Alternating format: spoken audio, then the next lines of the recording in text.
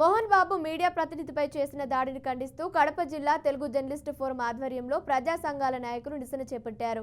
ఈ మేరకు మీడియాపై దాడులను ఖండిస్తున్నామని జిల్లా ప్రధాన కార్యదర్శి బి మనోహర్ పలువురు అన్నారు. అనంతరం జాయింట్ కలెక్టర్కు వినతి పత్రం అందజేశారు. ఈ కార్యక్రమంలో తెలుగు జర్నలిస్ట్ ఫోరం నుండి ఉమ్మడి జిల్లా కమిటీ కన్వీనర్ ఉప్పు శ్రీకాంత్ పాల్గొన్నారు.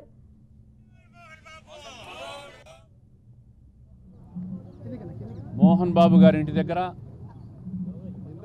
TV9 ప్రతినిధి మీద దాడి చేయడాన్ని తీవ్రంగా ఖండిస్తూ ఉన్నాం. ఇది చాలా దుర్మార్గం, అన్యాయం, దౌర్జన్యం. ఒక అహంకారంతో మోహన్ బాబు వారి కుటుంబ సభ్యులు TV9 ప్రతినిధి మీద దాడి చేశారు.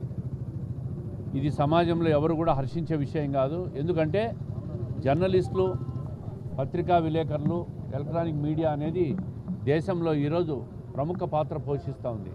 ఎక్కడ అన్యాయం జరిగినా, ఎక్కడ అరాచకం జరిగినా, ఎక్కడ మాఫియా జరిగినా, ఏ వ్యక్తికి అన్యాయం జరిగినా కూడా మీడియా సమాజం దృష్టికి తీసుకురావడం కానీ, ప్రభుత్వ దృష్టికి తీసుకురావడం కానీ, ఆ అన్యాయాన్ని భవిష్యత్తులో జరగకుండా అరికట్టడంలో మీడియాది చాలా కీలక పాత్ర.